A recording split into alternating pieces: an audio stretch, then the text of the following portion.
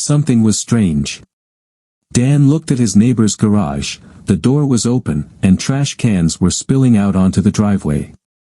It wasn't like Kyle to leave doors open. Raccoons caused a lot of trouble in this neighborhood.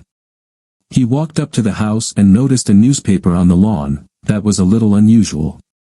Kyle ran every day and always stopped to pick up the newspaper.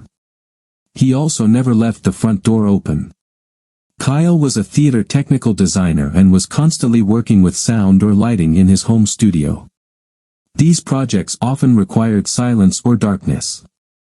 For that reason, as well as the raccoons in the woods bordering their backyard, he had developed the habit of buttoning the house up tight unless he or Jenny went out into the yard. Dan knocked on the frame of the open door and called inside to see if anyone was home. Just as he was about to call to see if everyone was okay, he saw Kyle lying on the floor in the doorway of his studio.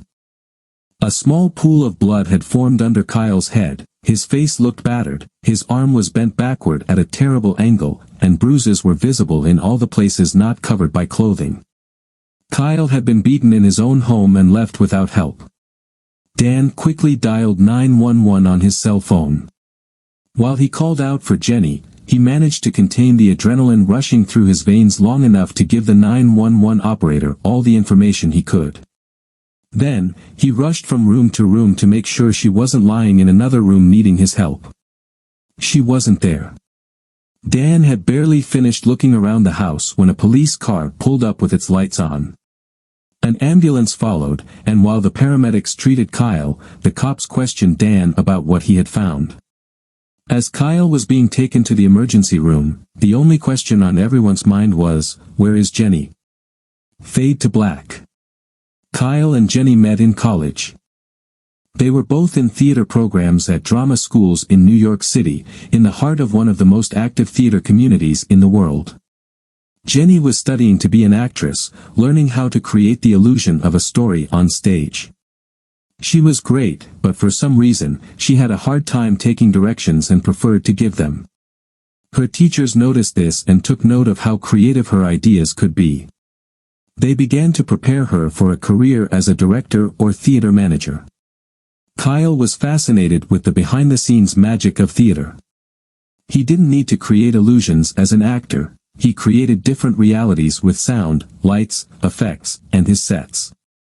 He made it easy for the audience to believe in the actor's work. Kyle was immediately recognized as a genius. He was one of those rare talents who understood all aspects of technical theater, and he was as comfortable designing lighting as he was designing a sound story. They met when they were both hired to participate in a summer project in Connecticut, the summer after their freshman year. Jenny had been invited there as a stage manager for her mentor and professor, who had just been hired as director for two of the company's four summer productions. Kyle had worked there the previous 2 summers as an electrician, and this year became assistant director of lighting and was given the opportunity to design one of the shows. Working closely together, the two immediately took a liking to each other. This would be the first of many productions together, both as students and as they built careers in the field. Jenny was slim and slender, with a killer smile under her deep brown eyes. She was delightfully curvy in all the right places, but without a single speck of extra weight. Her long, tanned legs peeked out of the shorts she always wore, and her outerwear was conservative enough to say "please behave yourself," yet frank enough to say "I may have a surprise for you." Kyle was very handsome. He was an avid runner and claimed that the best ideas came to him during his morning workout when his brain was clear of the mishmashes of everyday distractions. He looked like he exercised regularly, but in reality, he didn't need to. The daily lifting and climbing he had to do were a perfect substitute for the strength training his friends advocated. He was fit and trim and was sure that if he continued to pursue his designs, even as a designer, he would remain so for life. For 2 weeks, they shouted to each other from remote corners of the theater, focusing lights, pointing special effect speakers, and calling lines before they were finally able to sit with each other. They had to program the signals on the light board, and as they sat together, they became increasingly friendly. When they were done, Jenny leaned over and kissed Kyle on the cheek, saying that she really enjoyed working with him, that she looked forward to her work every day because of him. Kyle kissed her back, just not on the cheek. She responded, and their little tete-a-tete in the control booth got pretty hot. The door to the theater downstairs opened and slammed shut as the director walked in and called them. "Kyle, Jenny, are you guys done yet? We need to lock up." They quickly cleaned themselves up and descended from the stall. "It's all set, and you're going to love it," replied Jenny, coming down the stairs with Kyle well ahead of her, intent on hiding their little date. They started looking for opportunities to be together, but as filming began, time became precious. Jenny traveled with her professor every day from her apartment in town, while Kyle stayed home, a short drive in the other direction. One night, Jenny's professor didn't make it to the show but stayed in town to celebrate her daughter's birthday. Jenny was supposed to be in charge, but she had no place to stay. Kyle had offered a guest room in his house. No one else was there since his parents were spending the summer on the Cape, so there was plenty of room. Jenny was thrilled. She didn't think they would need much space. One bed would be enough. By the time they reached his house, it was late. Jenny had fallen asleep in the car, and he didn't want to distract her by taking advantage of the fact that she was so tired. After all, she had become special to him. He didn't have feelings for her like he did for those superficial girls he picked up at a college party or one of the many theater parties after a play. So when they arrived at his house, he was the perfect gentleman, the perfect host. He led her to her room, at least the one where she was supposed to sleep, and made sure she was settled in. Then he snuck into his own room to rest. He would still have time for a visit the next day. He vaguely felt the door to his room open and someone lying in bed with him, soft, slender arms wrapped around him, and the sweetest kiss he'd ever experienced lingering on his lips.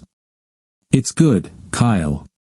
Kyle, get Dr. Kenton, he's waking up." Kyle's vision flickered, and the harsh fluorescent lights of the hospital room appeared before him. It was hard to focus, and he was completely confused. Only one eye was working. He tried to rise but was held up and immediately began to struggle against the restraints. "Easy, easy, Kyle, you've been in rough shape, but we'll get through this.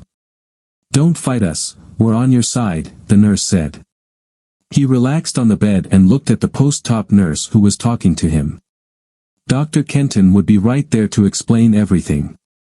"What's wrong with my eye?" Kyle became alarmed when he realized his eye was heavily bandaged. He was badly hurt, but he must wait and let the doctor talk to him. "Calm down, he'll be right with you." The doctor actually arrived very soon. He examined Kyle and talked about his injuries. Kyle was battered, his eye was bandaged as it had received at least one serious blow. The optical surgeon had repaired the detached retina, but the skull fractures around the eye socket also had to be repaired. He suffered a pretty severe concussion as a result of the blow that caused these injuries, and they were very relieved that he still had control of his speech. Kyle's arm was badly broken and was in a cast. He nearly died from a ruptured spleen and internal bleeding.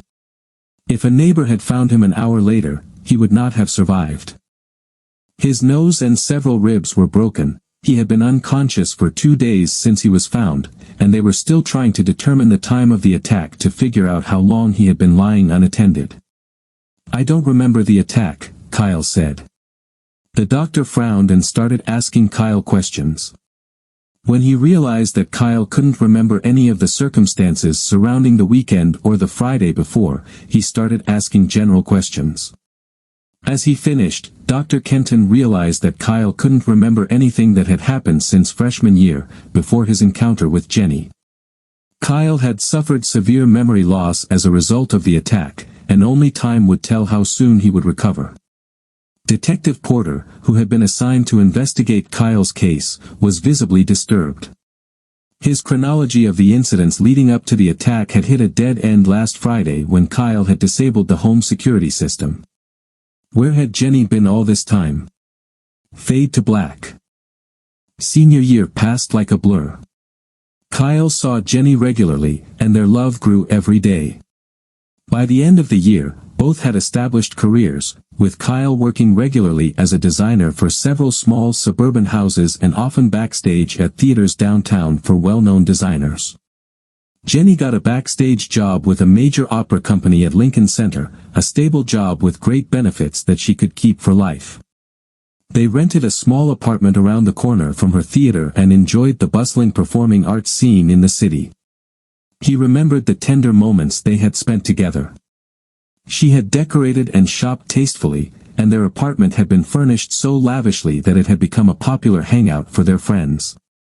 He was a gourmet cook. Whether he cooked dinner for himself and company or just a candlelit dinner for the two of them, she always rolled her eyes in delight at his delicious cooking.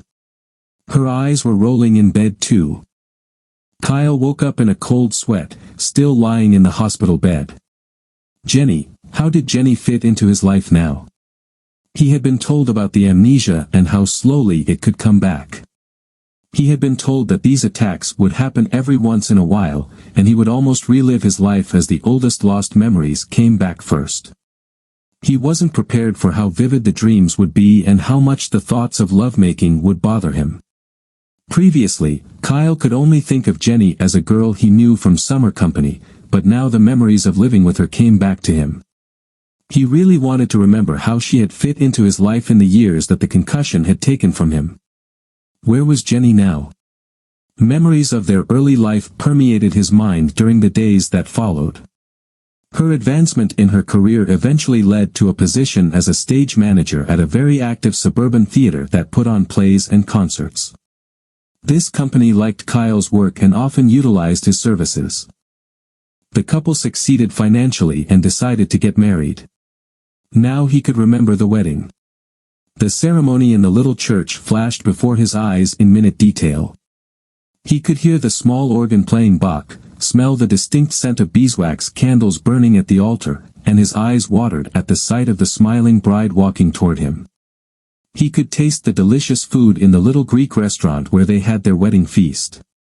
They danced and then hugged family and friends as they traveled to the small inn where they were to spend their wedding night. Everything was beautiful in the room. A fire burned in the brick hearth located right at the foot of their bed.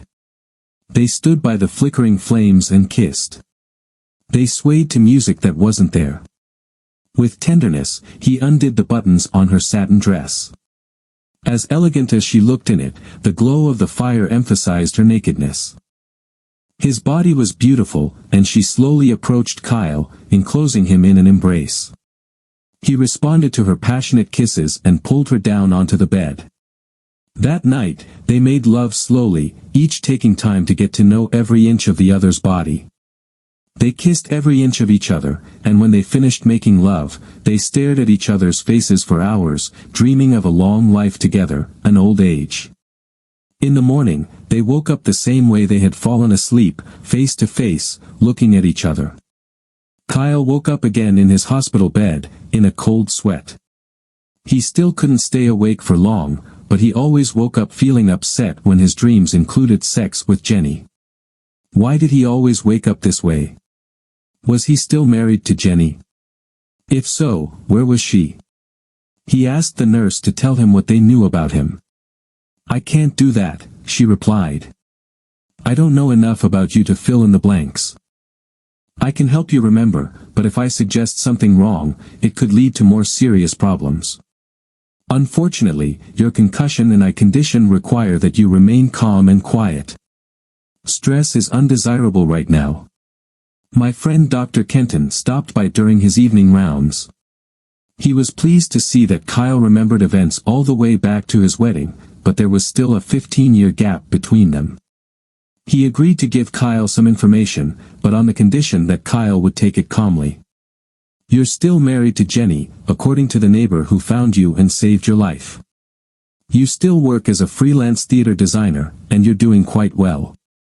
You have a beautiful home near this hospital. You and your wife have no children, but otherwise, you are the stereotypical happy couple living the American dream." Now that Kyle looked more alert and sane, the doc spoke once again about the seriousness of Kyle's injuries. They were sure he would make a full recovery from everything. He went into detail about each injury, and Kyle heard nothing but blah blah blah. He didn't hear the answer to the question he wanted to ask but could only think, where is Jenny? Jenny lay down on the dock by the lake. The water was cool on the fingers of her hand over the edge. Clouds hung overhead, slowly rolling over the hills that rose steeply on either side of the lake.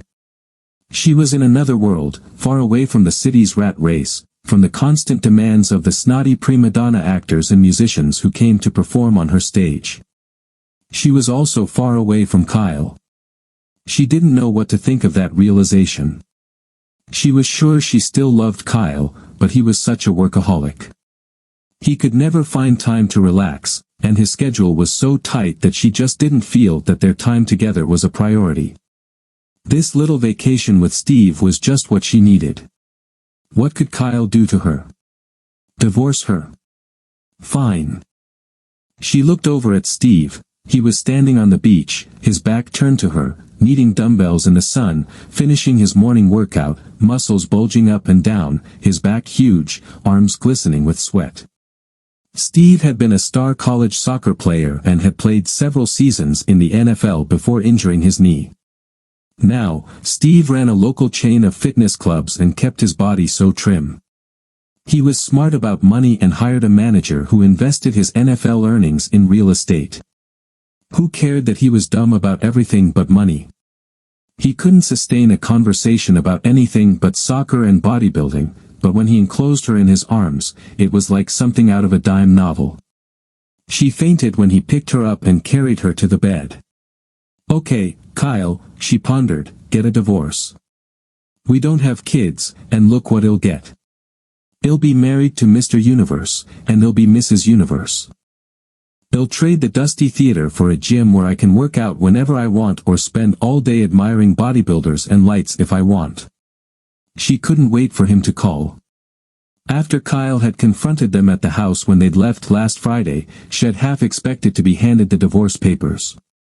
She picked up her phone for the 100th time today to make sure it was working and ready for his call. The battery was charged, the signal was full thanks to the convenient tower shed spotted at the top of the hill, the ringer was on loud, but there were no calls from Kyle. They hadn't called her from work as Shed arranged this week of vacation months ago. Kyle hadn't called in a week after begging her not to go with Steve.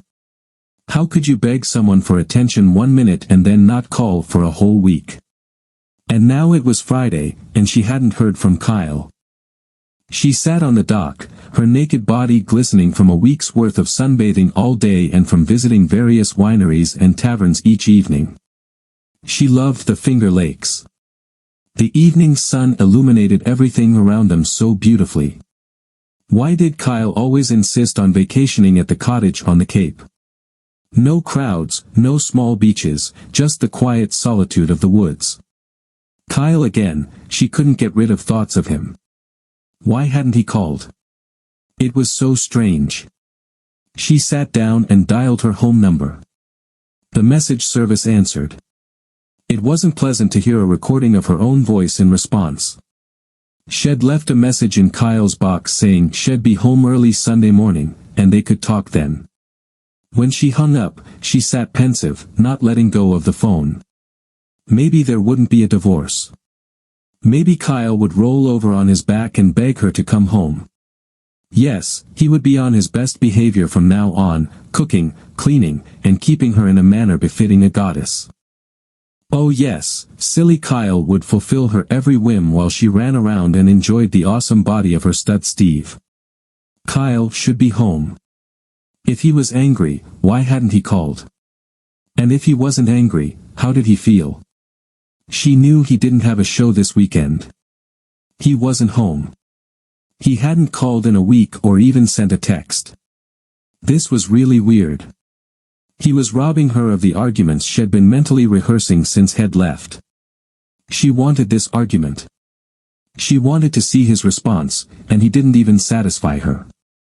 Now she called home again, and this time entered the code for her personal message box, not the shared family box. It was full. The neighbors, Kyle's mom, and most disturbingly, Detective Porter, were calling. Apparently, Kyle was hurt pretty badly. Apparently, his injury had gotten the attention of the police.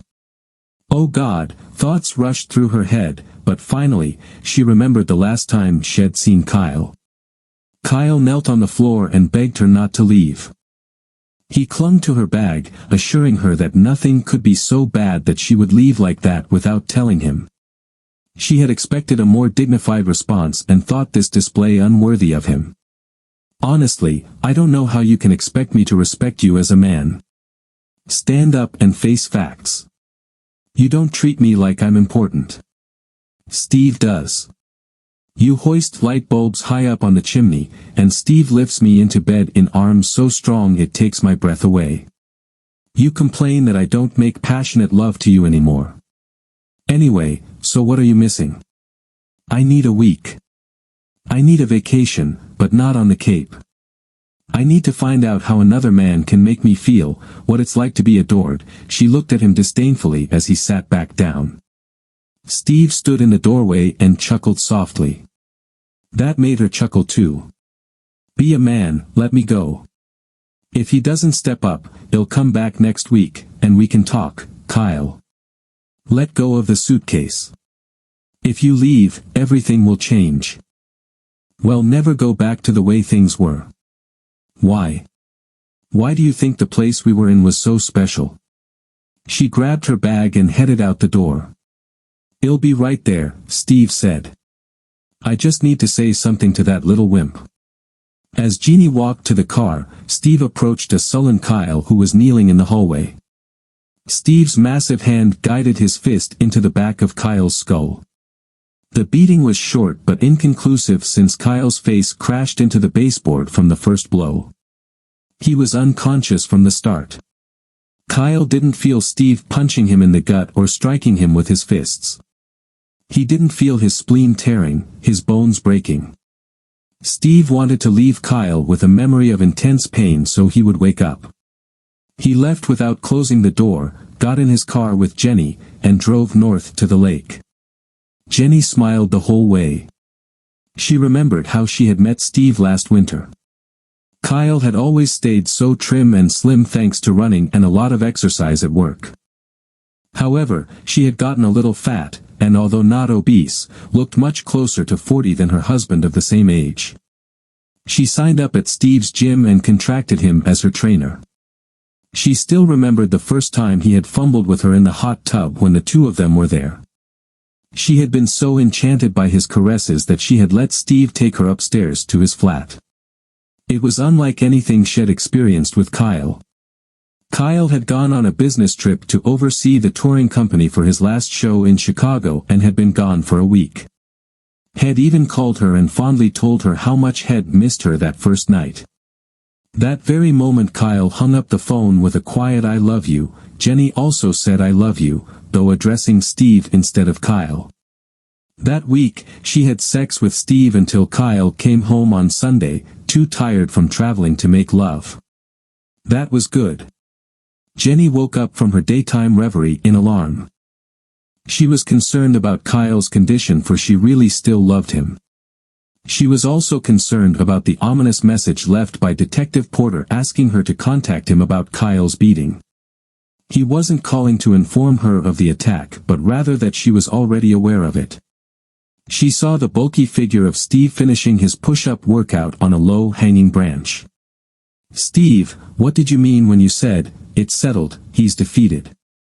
Steve looked up. "What do you mean?" "Last Friday at my house when we were leaving and you came out of the house following me, you said, 'It's settled, he's defeated.' What did you mean by that?" "You know, just marking my new territory. I had to let him know who's boss. There's only one in charge in any pack, kid, and I'm going to make sure I'm yours." "Steve, what have you done?" "I punched him in the nose, got a little rough on him, no big deal." "Steve, the police left a message on my answering machine. Kyle is badly hurt, not me, baby." Steve lied. "He was awake and moaning when I left. Maybe he got sick after he got drunk, or a mugger beat him up after we left. We have to go back." "No way," he replied. We have 2 more days to sunbathe and drink and 2 more nights to have sex. Steve, this is serious. Kyle is badly hurt, and the police will get suspicious that I wasn't there and I didn't make contact. It won't be good. If you hit him, he'll come and beaten up and we won't come back. You want to trade 2 nights of sex for 2 years in jail. She ran into the house and packed up both of them. When she came out, Steve was stowing his most important personal belongings, his dumbbells, in the trunk of the car. Okay, maybe you're right, he said. Let's go. They threw the bags in the trunk, locked the car, and sped south, fading to black. On Friday morning, the bandages were removed from Kyle's eyes.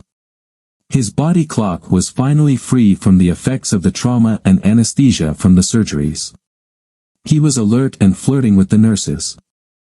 Repeated conversations with the police had so far yielded nothing, which was frustrating for Detective Porter.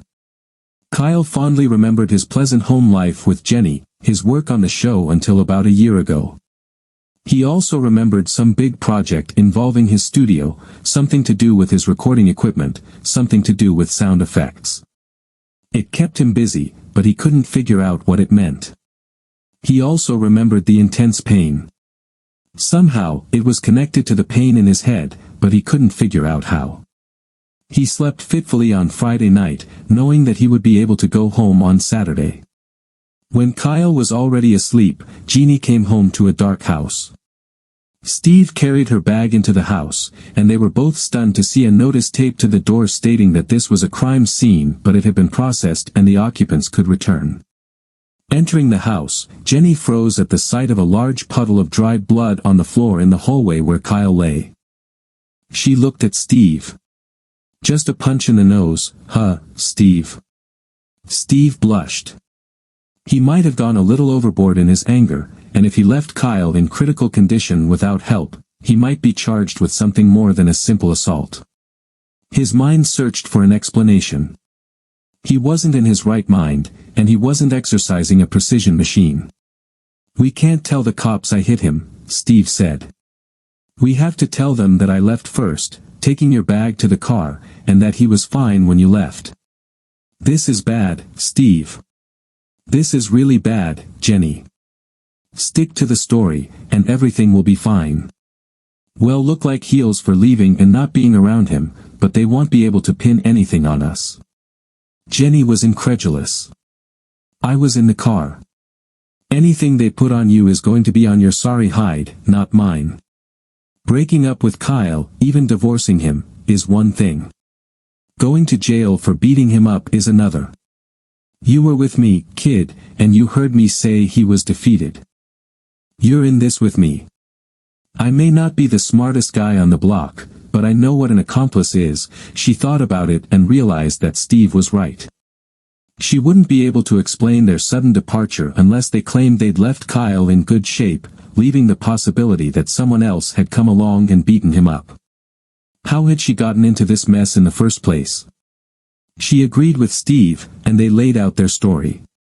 By the time they decided what to say, it was almost midnight. She called Detective Porter, and he said he would meet them at the police station immediately. The case was urgent and couldn't wait until morning. Jenny wanted to go to the hospital first, but Detective Porter insisted. He told her that Kyle had been medically discharged and was most likely resting. He pointed out that she had taken her time to visit Kyle when he was in critical condition, and even today she had gone home instead of going straight to the hospital. There was no reason to disturb his peace so necessary to his recovery, but there were questions that needed to be answered. Jenny answered nothing until the detective suggested that the patrolman pick her up and drive her. He and Steve got into the car and drove to the station. They were questioned separately, but both had already rehearsed their story. They didn't tell much, relying on I don't know.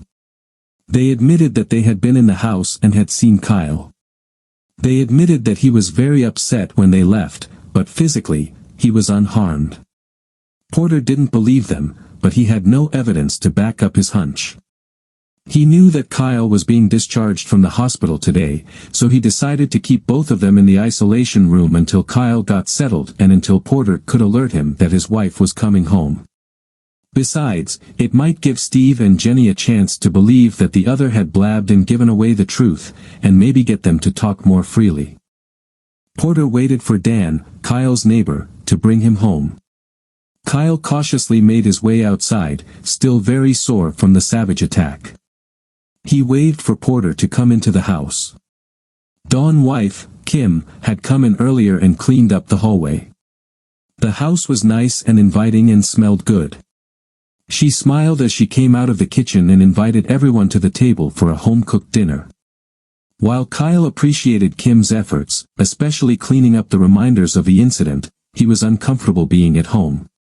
He coldly recalled the events of the past week up until the day of the incident, and the absence of those last fragments upset him.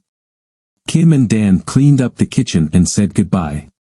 They agreed with the other neighbors that they would check on him every hour or two and make sure he was okay, at least for the weekend. They assured him that if he needed anything, he should call right away. As they were leaving, Detective Porter looked at Kyle and said, "She'll be home soon. You know that. I know she's been here before." Kyle nodded at Jenny's bag by the door. "I know. I held them off today to make sure you're okay and ready to meet her. He'll probably be with her." "I'm ready." Detective Porter noted the determination in Kyle's voice and the resolve in his eyes. "I want to show you something." Kyle led Porter into a studio. Porter was impressed with the abundance of sound digital imaging and computer equipment in the room. Kyle led him over to a computer workstation connected to a large mixing console. "This is my main sound recording setup. I have a lot of interesting files here, some of them I'd forgotten about until just a minute ago when I remembered one memory has been plaguing me for the last day or two, something had to do with a project I was working on but couldn't remember." When Dan and Kim left, it reminded me of another couple leaving the house, the one that left the house last Friday just before I was attacked. I may have been recording something when they came to call and didn't turn off the recorder. Perhaps there is an audio file here that will explain the situation to you. If something happened to me, I may have recorded everything from the time Jenny and Steve left here until the recording reached the limit, which was set at 12 hours. I have to take this to our lab. I wish you wouldn't do that. I'd be happy if you'd let me fight my own battles. Detective Porter considered Kyle. He wasn't suspicious. He didn't need to be because he knew Kyle intended to repay the spanking and humiliation Steve had lavished on him the previous week. "Kyle, I love to watch a good bare-knuckle brawl, but unfortunately, I will have to arrest both participants and witnesses. I also love to watch an outsider come back strong and take back what he lost. Steve is a big guy, and he trains hard in this gym. It doesn't matter. Hey, what I don't know won't hurt me. Just give yourself time to heal longer." Kyle nodded. Detective Porter wished him the best and made sure Kyle put his phone number on the speed dial list of his cell phone. Fade to black. That evening, Steve brought Jenny home from the county jail. Her hair was disheveled, and her clothes were disheveled. They both entered the house, but Steve waited by the door, and she walked alone into the living room. "Hi," she said meekly. Kyle just stared at her with an absent expression. "I heard you were hurt, so I came home early." Everything inside him was exploding. He wanted terribly to leap out of his chair and berate her for her feigned concern, for coming home 2 whole days early from a trip he shouldn't have taken to have an affair he didn't understand and couldn't approve of, but outwardly he showed only calmness. That's right, she was surprised at the lack of emotion on his part after he begged her to stay, crying and covering her bag. She'd expected more. "Are you okay now?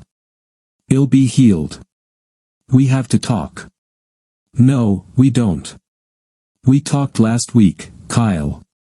We can't just let this fester in our minds. You need to discuss this with me. I need to know what to expect. Expect separation and then divorce. Expect you to walk away from me and never be accepted back. Expect me to treat you with the respect any other person deserves, but without the love and care I felt for you a week ago. It was partly as she had expected, but she hadn't expected him to be so calm and unflappable, so she would stay for a couple of days and then move out once she got her affairs in order. She set her bag down and turned to sit down. I said you were leaving. She turned to look at him in bewilderment. I meant now. Go. I don't think you understand what's going on here. I may have hurt you. I may have ruined our marriage, but I have given no rights to my house or property. I will move into the guest room, but I will stay here until I pack up my things and move out of here. Before she could continue her tirade, Kyle flicked the remote in his hand, and the stereo system head installed throughout the house switched on and played a recording of last Friday's events. It was clearly audible as she wryly belittled him, saying that she was going on holiday with a real man and that he couldn't stop her.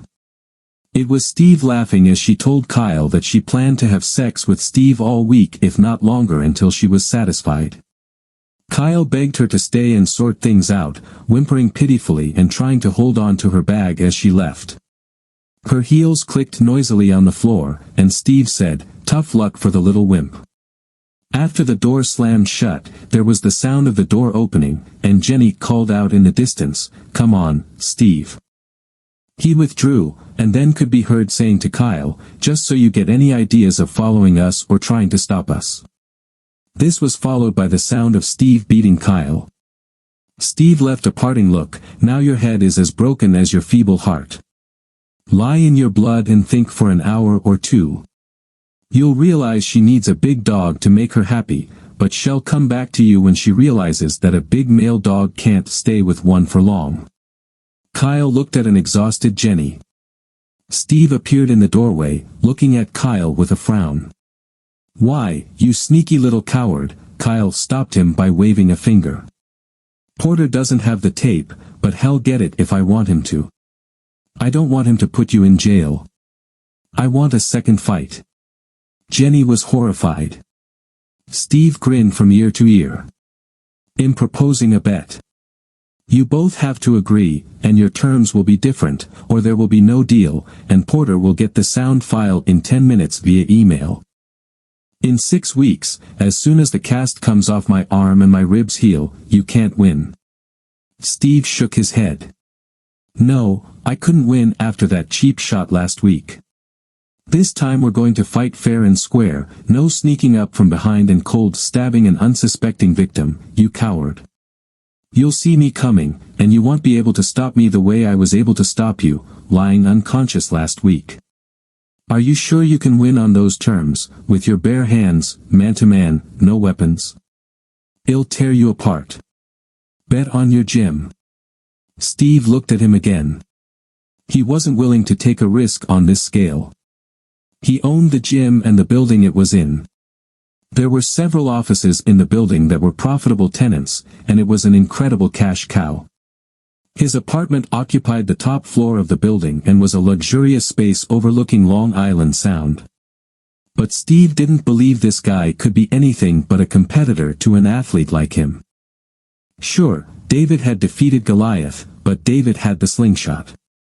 Bet all your gems. Steve paused, reflecting on his burgeoning business. Not only did he have a flagship club, but he had 6 branches across the city, and they were thriving to the point where he was thinking of selling the franchise. What put all that against your house and all that fancy electronic equipment? Are you out of your mind? No, my house and equipment are not for sale. You're putting this record in all copies on the line. You're staking jail time and the loss of all your assets later in civil court. You're putting your business, your real estate, on the line. A silence hung in the room as Steve realized he was going to have to fight for his freedom and your cars. Steve had several vintage and late-model Corvettes, one from each decade starting in the 50s. They were his pride and joy, and the whole town knew it. The stakes were incredibly high, but Steve thought Kyle was nothing done and the lake house. Okay, all the cards are in your hands, aren't they? I'll risk everything, but there's really no risk. I'll grind you down. Kyle looked at Jenny. She had listened to him rolling stakes for Steve, and now she was getting ready to hear her take her chances. "If I win, I want everything and for you to leave. Not to contest the divorce, not to take anything from this house or our cottage, not a dime from our bank account or investments. You have to watch every minute of the fight. You also have to live with Steve until the fight, and if I win, for a whole year afterward." Jenny flinched but nodded in agreement. She knew Steve was strong, but she also knew what kind of shape Kyle was in, how much he ran. She'd seen him handling spools of cable and pipes backstage that usually required two people to move. Kyle looked at her with the same blank expression, and she felt bad again that she couldn't understand him. "What if I'd rather bet on you? You already made that choice last week. This week, your choice is freedom or prison." Fade to black. The weeks passed quickly, and Kyle spent them recovering his strength. He started doing lighting projects again. His absence from the scene had left a bit of a void, and his return was welcomed at every turn. He was asked about the attack, but he refused to give details. The circumstances surrounding his wife were the source of many rumors. It was widely known that she was now living with Steve. There were those who suspected the truth and waited to see what Kyle would do. He was known for his stubbornness, and none of these people believed that he would begrudgingly endure the beating and kidnapping of his wife.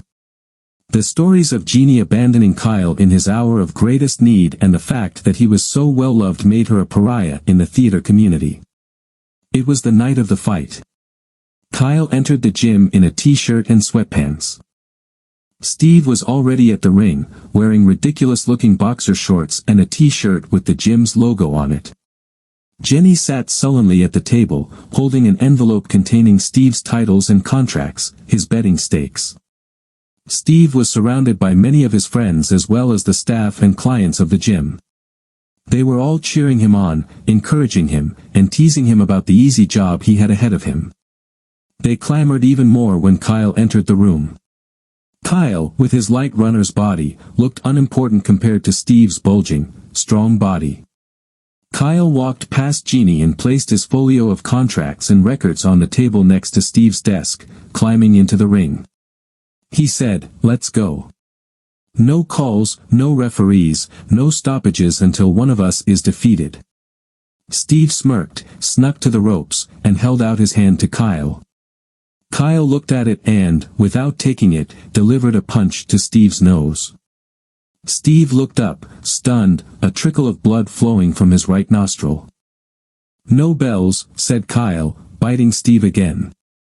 Steve's imposing physique made him look impressive, but he wasn't as flexible as Kyle. His stiff frame slowed his reaction time, and he moved worse than Kyle. Steve ran after Kyle but couldn't get his big body to react fast enough to pin down the speedy Kyle. Every time he got close enough to land a punch, Kyle made him pay for it with a flurry of jabs to the face. Soon, Steve's face was swollen, and he slowed down his attempts to corner Kyle. Steve soon realized that his position was no better in the center of the ring. Kyle didn't look that big, but he was also a short man and had a significant advantage in punching distance. Plus, he kept up the pace while Steve was tiring from a lot of punches, the best of which barely reached their target as Steve tired. Kyle began to throw punches to his body. It wasn't long before Steve's arms grew heavy and drooped. Kyle pulled him apart. "That's enough, Steve. You can barely stand, you can't defend yourself. You've lost." Steve stared at him, breathing hard. Both eyes were swollen shut, his nose was bleeding, and there was a nasty cut under the only eye that could still see. "Surrender now, and they'll leave you more than you deserve. Apologize to everyone. Give it up now, and they'll take this hall, this building, and the 58 convertible. You keep the rest. If you don't give up now, they'll knock you out and keep everything." Steve knew he was defeated. His head was already down as his body sank to its knees. "I apologize." Kyle walked over to the desk and pulled out the paperwork for the building, the gym, and the title to the 58 vet. Taking the keys in his hands, he looked around at the disbelieving gathering of Steve's friends and associates. "I'm closing the gym and opening a theater school here. I will honor the employment contracts you have with Steve, but will expect you to work for me in a useful capacity. If he transfers you to one of his other gyms, I will release you from your contractual obligations here. For those of you who rent the building, I will honor the terms of your contracts and negotiate fairly when they are up. However, there will be a different atmosphere here as this space will be converted into a theater. If you choose to cancel your lease due to these changes, I will release you." Jenny stared at Kyle incredulously. They had long dreamed of creating a community of theater professionals and enthusiasts dedicated to the advancement of the theater arts. Not only was he realizing their dream without her, but he had the means to do so thanks to her betrayal. She felt completely abandoned. She suddenly felt very lonely and cold. The color disappeared from her face as she stared at a battered Steve. There wasn't a drop of pigment on his face, already blackened with bruises and reddened with blood from the cuts. His friends had only bandaged him. Steve had never looked so pathetic, so broken. Kyle had never looked so brave. There was no gloating or arrogance in him, just the cold confidence with which he did everything. Fade to black. 6 months later, Jenny was still living with Steve after the fight. Neither of them was interested in the other sexually. Nevertheless, they had to live together as part of their bet. It was a tepid coexistence as each saw the other as the cause of the failures in their destiny. Jenny quickly and quietly moved out of her house, which was now completely Kyle's. The divorce had been finalized a long time ago. Kyle hadn't spoken to her since the fight and didn't answer the phone when she tried to call. Steve continued to build his business, but growth slowed when word spread about his failure in the ring. He saved what he had by offering season ticket packages aimed at seniors and moms who didn't work out outside the home. 2 of his satellite gyms closed, and the rest lost their glamour. Had lost his penthouse when his building was taken over by Kyle and had been forced to move into a small apartment next to one of the remaining gyms, which now served as his flagship. Now his swagger wasn't as cocky and often wasn't even present at all. Instead of the aura of confidence he had exuded before the whole Kyle episode, he seemed much less menacing. His mood was often sullen, and he was constantly worried about finances as he no longer received rent from his downtown building to support his other businesses. Kyle successfully converted the main gymnasium into a great theater space. He converted smaller areas into rehearsal spaces, stores, and dressing rooms. He carved out space for a small intimate cabaret theater and opened a coffee shop with a small stage on the 2nd floor. The summer season was already planned, and the town was buzzing with excitement about the opportunities Kyle offered for actors and audiences of all ages. As expected, Kyle had been so consumed with setting up store that it seemed as if he had forgotten about the entire attack that had taken place a partial year ago. But he still remembered everything clearly. He remembered every night when he walked through his own front door, every night when he fell asleep in his lonely room, every time he walked into the theater where he and Jenny were working on a project. No matter how hard he tried, he couldn't escape the memory that they had been together half their lives and still didn't know the woman he thought was the love of his life. One evening, he was working on a light story in a studio when the doorbell rang. It was Jenny's brother, Peter. Peter lived in Boston and rarely left the city. In all the time he and Jenny had been together, he had only visited Jenny twice. His presence meant something was wrong. "Hey Kyle, I'm sorry to bother you, but I really need to talk to you about my sister. Would you mind if I came in?" Sensing the urgency in Peter's words, Kyle stepped aside and escorted him into the living room. He offered him a cup of coffee or a beer, but Peter declined. "I'd really like to get to the reason I came to see you. I'm very sorry things have gone so badly between you two. I thought you two were a wonderful couple, and I want you to know that our entire family was shocked by my sister's sudden change of heart. She's determined to hold up her end of the bargain.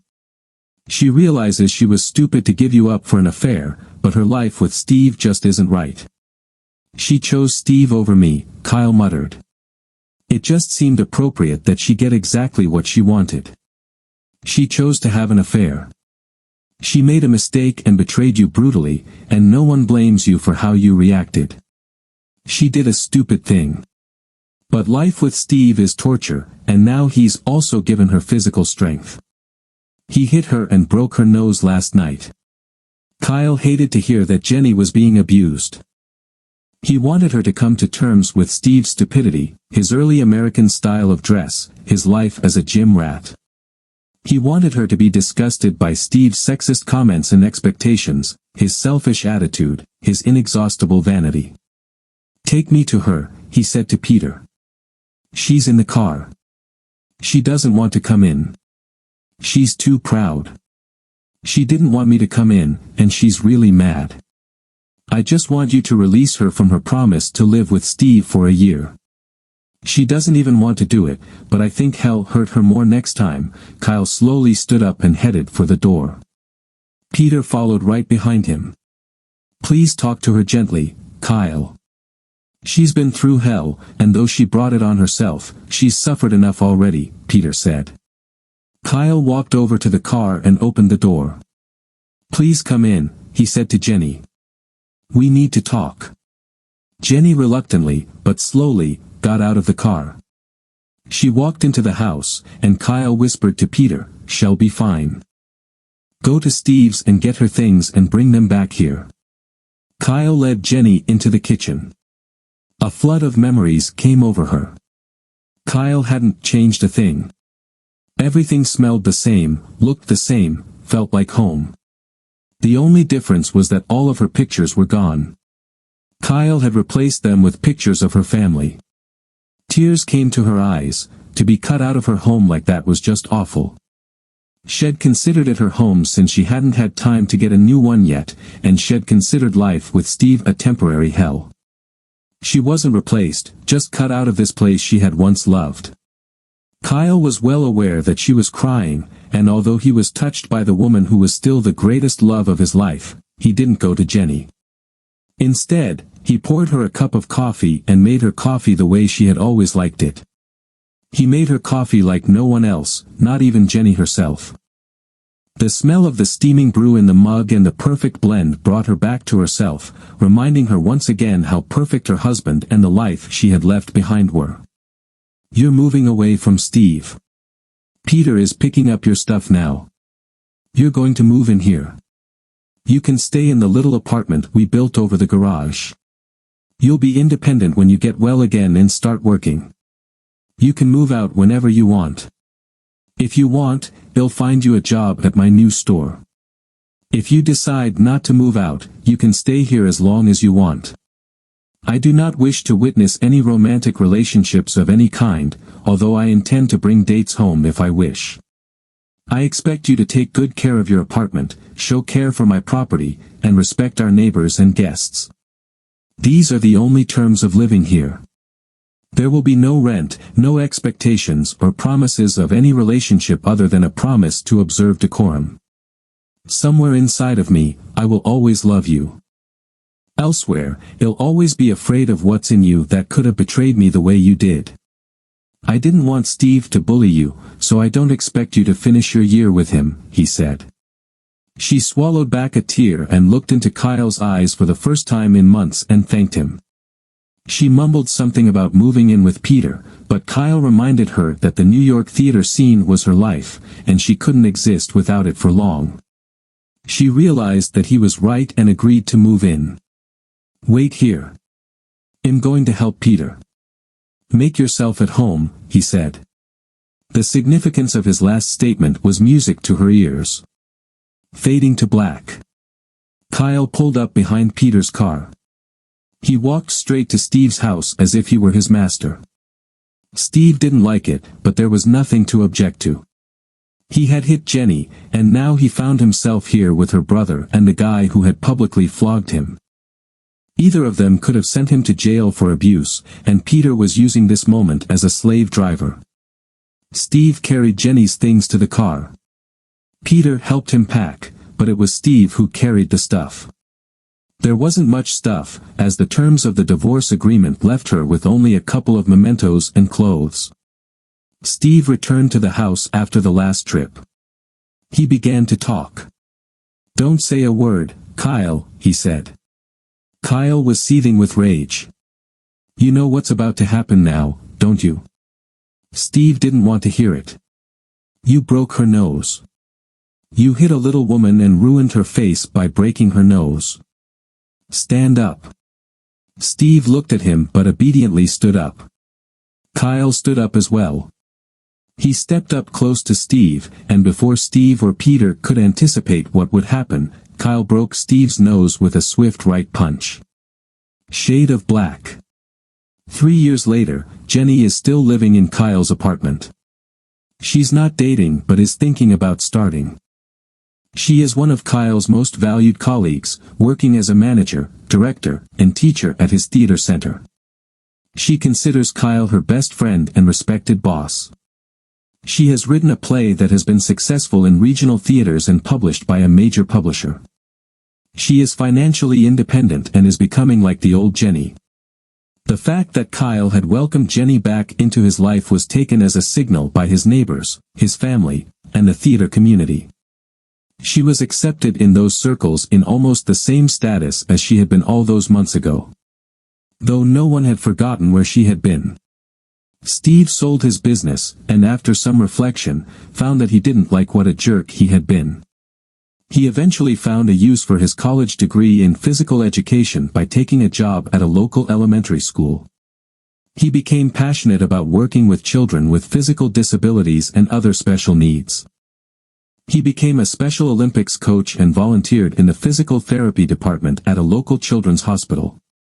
Kyle's theater project has flourished, and his programs have been accredited by the local university. His programs for high school students are highly regarded and have become very profitable.